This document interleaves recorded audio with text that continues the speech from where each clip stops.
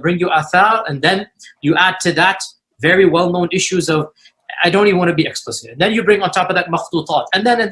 And it's very clear to you and to every single very advanced student and specialist that the standard narrative has holes in it. That's what I'm going to say.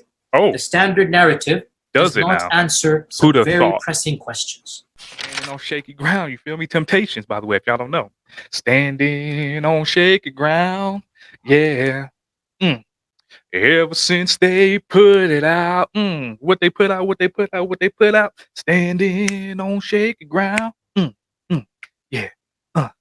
Ever since the Qurats came out, and other Arabic versions.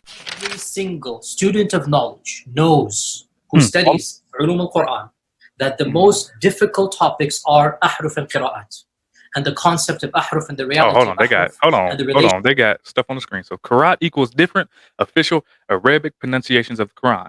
Ahruf, differences in the official Arabic text. Oh, well, thanks for the breakdown. Okay.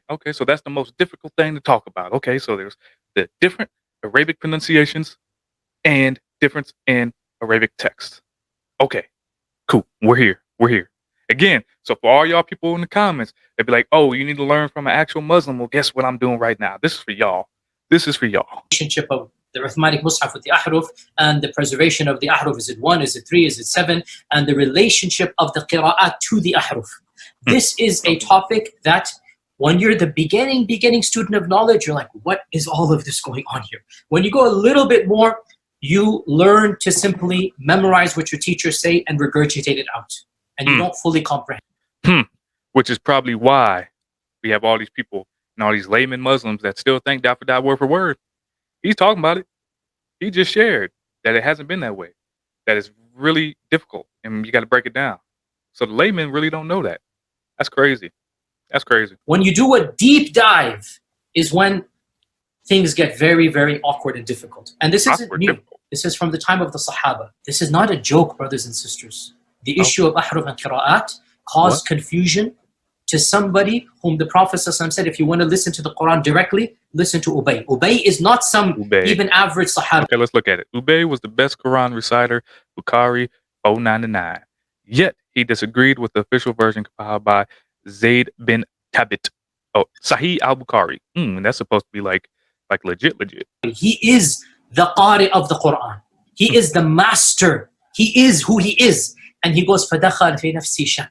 Like, what is all of this stuff? Again, this is you have asked me some very honest questions. It's the first time I'm saying these things. Many people are aware who listen to my lectures that I've mentioned the crises that happened to me at Yale. This was the issue. That the issue of Ahruf and preservation and Qira'at and relationships between them, these are very, very difficult issues. And the most advanced of our scholars, they're not quite fully certain how to solve all of the unanswered questions in there. Here's the point. Oh, look who it is. Issues should. By the way, for everyone who don't know, I started this journey just to disprove and share the truth. That's what I'm doing. That's all I'm doing is sharing the truth, whether you want to take it or not. But I had a video not too long back where I used a video of Muhammad Hijab and how he used to believe in the dot for dot preservation word for word. But before that video, I had another video that came out of Dr. J. Smith talking to Al-Fadi and talking about Hatun Tash when they was on Speaker's Corner, when they first discovered and brought out all the different Arabic variants. And I'm not talking about Qurats, so stop trying to say I'm talking about Qurats. All the different variants of the Arabic and how that there's way more than 7. There's so many differences in each of the Arabic versions of the Quran. And I stated that this right here was in that video because Dr. J. Smith said that, again, Muhammad Hijab used to believe dot for dot, word for word, until he found out when he went to Speaker's Corner that day and saw Dr. J. Smith and Hatun Tash passing those things out. So he's seen that, man, what's going on here? So then he asked this brother right here, which I'm pretty sure if this isn't that particular conversation he was talking about, this is a conversation where obviously he's talking to Muhammad Hijab about the importance of their scriptures and whatnot. It's crazy stuff going on here. Crazy stuff. Good thing is it's on YouTube for everybody to see. I'm just bringing it to you just in case you didn't. You feel me? Oh, and it says, translation, keep the masses ignorant of this major fundamental problem with Islam. Hey, that's what they got to do. What's that saying? If there ain't no lies, Islam dies. Hey, they got to. They got to. Only be discussed amongst people who know what the qira'at are and who understand some of these questions that are being raised. So is what you're saying the shak that came, or not the shak, but the crisis that you had was in relation to this question of the relationship between the ahruf and the qira'at, basically? No. The crisis I had wasn't. there's The another crisis I had was, well, yeah, wait. That was what generated. But what was the crisis? The crisis was very simple. Traditional understandings of ahruf and qira'at cannot answer some of these pressing questions that are now being poked by our people outside of, by our academics, by their academics outside of the faith tradition. You see, in a Muslim environment, there's always some respect that we have for the Quran. We should. In a Muslim environment, we'll press a little bit and then we'll say, okay, khalas, sami'na wa ata'na. And that's great, alhamdulillah. When you go to academia. Hey, yo, shout out to the dude who's doing the caption, man. Shout out to him. Go follow that brother. I'm gonna put obviously this is his video, so I'm gonna link it down below so y'all can just go check it all out and also sub to that brother because he's doing great work. Shout out to that brother. Matter of fact, clap it up. Clap it up for him. See, Islam is a belief and faith of subjugation and servitude. So all they can ever be to Allah is a servant. All the women can ever be is half-brained. All this other stuff. So they don't want you to understand. Thank God for theologians of the Christian faith that actually dig deep and learn about these particular things. That really just dig deep and understand the Christology and all the other textual criticism and everything that goes on with Christianity. They're not afraid to put the information out. They once were when the Orthodox and Catholic Church, I don't know which one, but I believe one of them, obviously try to keep people from reading, the layman from trying to read, but obviously that was years and years and years ago. Now we encourage pastors from Protestant churches will encourage you, not if they're a good pastor anyway, not to listen to what they say, to look it up for yourself, to read in the Bible, to study all these particular things. But yet, when it comes to the belief of Islam, they do not want you to. They want to hide it, and they don't want to have the information out there. Granted, because the internet is out there now, but obviously still there's people that don't care and don't really understand because there's so many people in my comments that still claim that word for word thing, which is not true, whether you talk about a Quran or not. So Islam, man. Y'all standing on shaky ground. You feel me? Temptations, by the way, if y'all don't know. Standing on shaky ground. Yeah. Ever since they put it out. What they put out. Standing on shaky ground. Yeah. Ever since the Qurats came out and other Arabic versions. They don't have that red line. And they're going to just, the famous story of the emperor with no clothes. They're going to just point out, no, that doesn't make any sense. Well, that's not true, and this and that. And they'll bring issues, which I'm not going to mention explicitly, that are true because they're in your own books. They're not inventing anything new. They'll bring you riwayat. Let's look at it. So Sahih Muslim 2286 and Sunan Ibn Majah, or however you pronounce that, 1944. Both passages tell us stories of lost parts of the Quran that were never recovered. How's it going to be perfectly preserved, though, but it's lost and it's never recovered? How is Allah going to abrogate verses, but yet it's supposed to be perfectly recovered? How is not only Muhammad, but other of his companions forgetting and being reminded what verses are? How does that happen? Bring you athar, and then you add to that very well-known issues of, I don't even want to be explicit. And then you bring on top of that makhtutat, and then. And it's very clear to you and to every single very advanced student and specialist that the standard narrative has holes in it. That's what I'm going to say. The standard narrative does not answer some very pressing questions. These are now well known within the Western Academy that they're bringing forth issues. Their level of now knowledge is leaps and bounds above what it used to be, 100 years ago. What is happening in the last few years is not me anymore. It's the Western academics. These problems are now becoming mainstream. And by and large, our ulama in the Eastern world are not aware, by and large, of what's going on in the Western.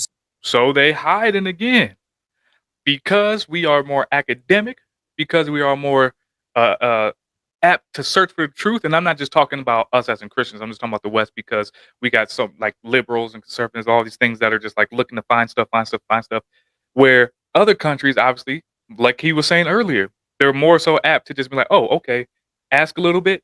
You respond in this manner. I bet. Oh, this is how it is. Cool. I'm okay with that, but not over here. We dissect, we learn, we do all that over here. Shout out West Side. West Side. Hey, Okay, anyway, let's get back into it. Side of things. And they're not answering those questions in a manner that it needs to be answered. Then Muhammad Hijab has him on again. And this has to be probably the most damaging podcast, I think, to date in regards to the Durat and the destruction it caused. He goes on to Muhammad Hijab's platform and starts giving the preservation of the Quran question. You know, ever since that podcast, subhanAllah, those of us who are involved in da'wah, like myself specifically, I'll talk from my own experience, the amount of comments I get from Christians, from people who are against Islam and they want to sow seeds of doubts in the minds of Muslims. Over and over and over again, they use speech and quotes from Yasir Qadhi from Muhammad Hijab's podcast to try and do that. It's like every single day on social media. The reason I embraced Islam fundamentally in the very beginning was because I saw that the Bible wasn't preserved. I wanted to know, did Allah give us a preserved scripture? And when I found the Quran was clearly the speech of Allah subhanahu wa ta'ala, clearly it has been preserved, clearly no doubt about it. That has been like the main talking point when I give da'wah to people, to Christians specifically. Da'wah script so for that podcast to put a question mark on that for people, I mean, the damage it caused, subhanAllah, it's beyond words. You know, if you can't internalize and understand how horrible of a thing that happened, then I can't explain it to you. You have to be so careful even talking about. What's crazy is a lot of these ones, man, a lot of these ones in the comments, a lot of these ones that are going to continue pushing the narrative, that's all they want to do. They don't want the truth. They got blinders on. God has given them over to the deception and the lies of the heart. They still don't care. They're still going to find ways to lie. They're going to use the fact that you may not know Arabic to lie to you about Arabic. That's what they're going to do. They're going to tell you that no, that's all preserved. It's all the Qurats. You will tell them explicitly that you are not referring to Qurats when it comes to the differences in the Qurans, and they will still say, nope, it's the Qurats. You can give them a verse that shows the difference in English, and they'll say, it ain't supposed to be in English, it's supposed to be in Arabic. That's the best way to look at it. That's what they'll say. So they're going to find new ways to lie. But guess what? We're going to keep digging this stuff out. There's still people that believe in the scientific miracles. I got people in my comments talking about scientific miracles like that wasn't debunked a long time ago, and that wasn't just debunked again a couple months back. So there's always going to find ways to lie, but that's not who we talking to. We talking to the ones that are really searching for the truth, that will hear this and understand the truth and understand that this ain't it. To understand all the faults and the wrongs with Islam so they don't have to cope and lie about it anymore. That's what we're doing here. Yo, man, so that was explicitly for you guys in the comments that are talking crazy, saying that I don't talk to or listen to any Muslim folk. This is a Muslim brother right here letting you guys know that they've been lying to you guys, letting you guys know that they don't want to share with the layman, that only scholars know, and that is just now coming out because of the Western advancement and what they want to learn and what's coming out. It's the only reason. They said it was too advanced for y'all. They said y'all won't be able to understand it, so they kept it from you. They hid it from you. They said, we understand that you guys aren't used to fighting back, that you guys aren't used to actually putting up for yourselves, that you guys push a little bit but then fall back when someone says, hey, yo, this is how it is. Then y'all go into y'all shells. That's what they telling y'all. But guess what? We got brothers like Dr. J. Smith, Atun Taj, Dr. James White, Dr. Dan Wallace, a whole bunch of other people that are bringing the truth, bringing the church history, bringing the textual criticism, bringing how we understand why Jesus is the way, the truth, and life, why the triune God makes the most sense. And again, like I said earlier, I don't want to hear anybody talk about how 1 or 3 and 1 makes no sense. I don't want to hear about it now. After I'm finding out about all these different Qurans being one Quran, don't talk to me about that. Y'all understand what it is. Y'all just got them blinders on. Y'all got Satan blinding y'all. But it is what it is. The truth's coming out. And Lord willing, the ones that are going to come and the ones that are going to follow who the real God is, Lord willing, this reaches out to you, that you get it. That you get it. Because there's only one way to have everlasting life, and that's through the Father, Son, Holy Spirit. To understand that Jesus came to die on the cross for you, and he done that. Now all you got to do is accept him. Walk in the faith. Understand what it means to be a Christian. Understand what it means to have a relationship with God and not just be a servant. With that being said, this has been your boy, the Scripture Plug Albert. I'll catch y'all next time. I'm out.